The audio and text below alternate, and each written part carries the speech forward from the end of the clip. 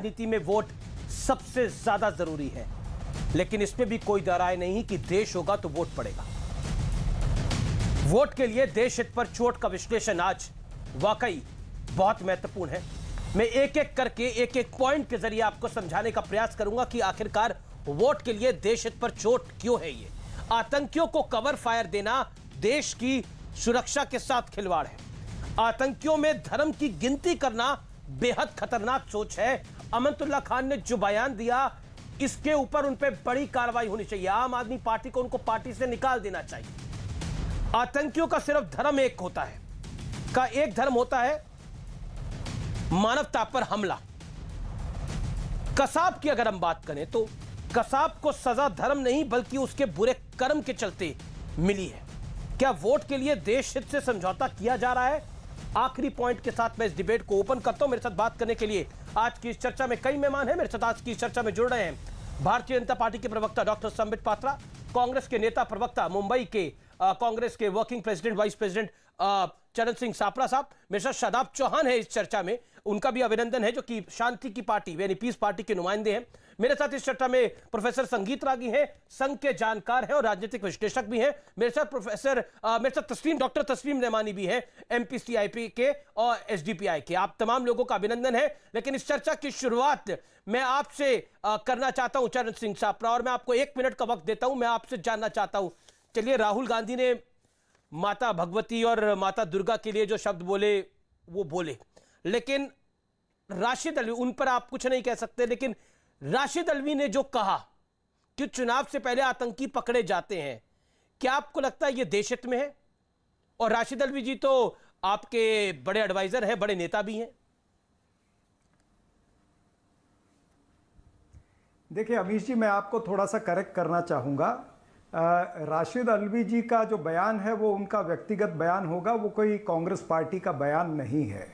और कैसे आप एक्सपेक्ट कर सकते हैं कि कांग्रेस पार्टी का ये बयान हो सकता है? जिस पार्टी ने अफजल गुरु को फांसी पर लटकाया, जिस पार्टी ने आतंकी अजमल कसाब को फांसी पर लटकाया, जिस पार्टी के 2 प्रधानमंत्री आतंकवाद से लड़ते लड़ते शहीद हुए, जिस पार्टी के मुख्यमंत्री सरदार बेअंत सिंह, विद्याचरण शुक्ला और अनेक हमारे सीनियर नेता वो नक्सलवादियों से और आतंकवादियों से लड़ते लड़ते शहीद हुए, जिस पार्टी ने खालिस्तानी आतंकवाद को खत्म किया, जिस पार्टी ने एलटीटी के साथ में लड़ाई लड़ी, उस पार्टी के ऊपर कम से कम इस तरह का इल्जाम आपको नहीं लगाना चाहिए। इल्जाम हमने हमारे नेताओं को अपनी बात को आपको रखते हुए आतंकवाद के खिलाफ हम बुलंदी से लड़े हैं।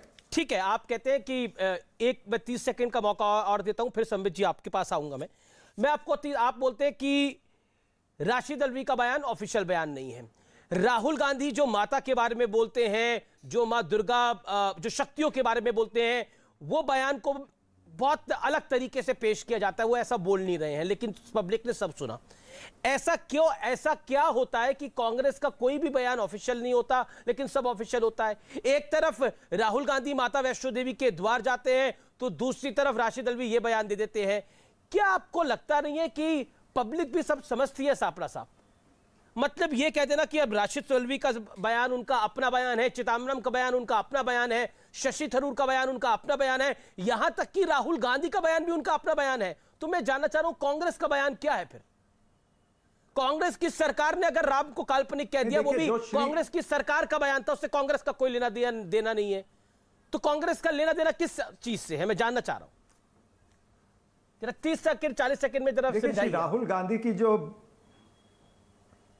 श्री राहुल गांधी जी की जो आप बात कर रहे हैं, जो कल वाला वक्तव्य था, वो किस परिप्रेक्ष्य में दिया वो आपको भी पता है। वो बात कर रहे थे ये जो चुनाव है, जो उत्तर प्रदेश की सिचुएशन है, या भारतीय जनता पार्टी शासित राज्यों के अंदर किस तरह से महिलाओं पर अत्याचार हो रहा है, वहां पर भ्रष्टाचार हो रहा है, उसके संदर्भ में उन्होंने मां दुर्गा का और मां लक्ष्मी की रक्षा जो सत्ताधारी पार्टी तो राशिद अलवी को पार्टी से बाहर करेंगे अब आप लोग? विफल है। ठीक है, राशिद अलवी के बयान से आप सहमत नहीं है तो पार्टी से बाहर का रास्ता दिखाया जाएगा राशिद अलवी को?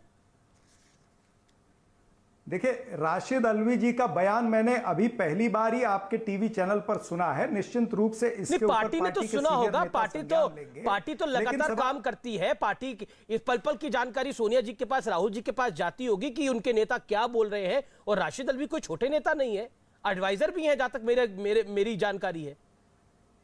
उत्तर प्रदेश के अंदर? अमीश जी, निश्चिंत रूप से जानकारी जाती है, इसके आगे क्या होगा वो आपको बताया जाएगा।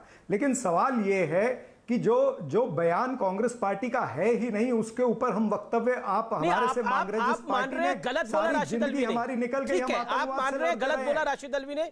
राशिद अल्वी को ये शब्द नहीं बोलने चाहिए थे। मैं ये कह रहा हूं कि ऐसी पार्टी, हमारी पार्टी का इतिहास ये है। मैं इतिहास की बात नहीं कर रहा, मैं तो प्रेजेंट की बात कर रहा हूं सर। मैं तो मौजूदा स्थिति की बात कर रहा हूं, मैं इतिहास की बात नहीं कर रहा। इतिहास में तो एओ ह्यूम ने ये पार्टी को बनाया था।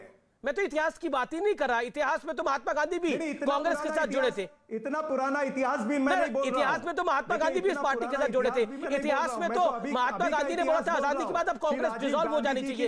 इतिहास में तो ये अब कांग्रेस इंदिरा है, कांग्रेस आई है। इतिहास की हम बात ही नहीं करें, तो मैं तो प्रेजेंट की बात कर रहा हूं सर, कि आप प्रेजेंट के अंदर राशिद अल्वी ने गलत बयान दिया, अगर सही नहीं कहा तो 30 सेकंड में जवाब।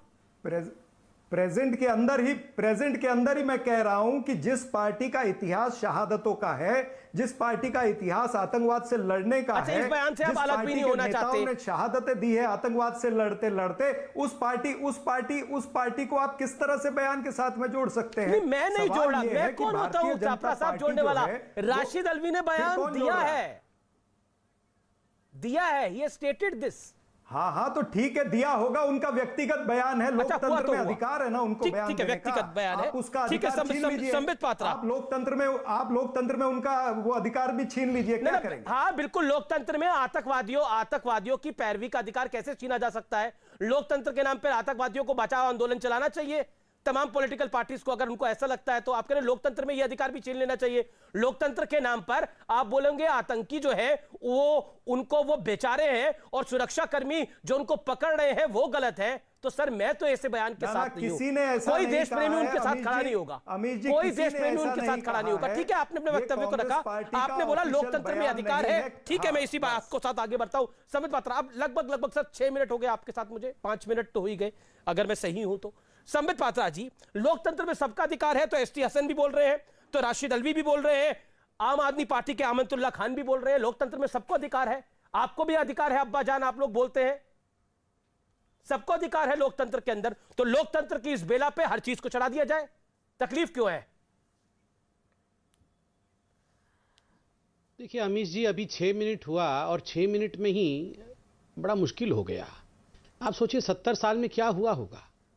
अमीश जी, यहां पर मुझे आश्चर्य होता है, किसी भी देश में, वर्ल्ड में किसी भी देश में आतंकवाद को लेकर डिबेट नहीं होता होगा। जब आतंकवादी पकड़े जाते होंगे, जब आतंकवादियों को जेल में डाला जाता होगा, मुझे लगता नहीं है कि विश्व के किसी भी और देश में डिबेट होता होगा। यहां भारतवर्ष में हम डिबेट कर रहे हैं और मुझे अभी तकलीफ हो रही है कि 2 हमारे मुस्लिम बंधु भी हैं, वो अभी थोड़ी देर के बाद डिफेंड भी करेंगे आतंकवादियों को। तो पूरे हिंदुस्तान में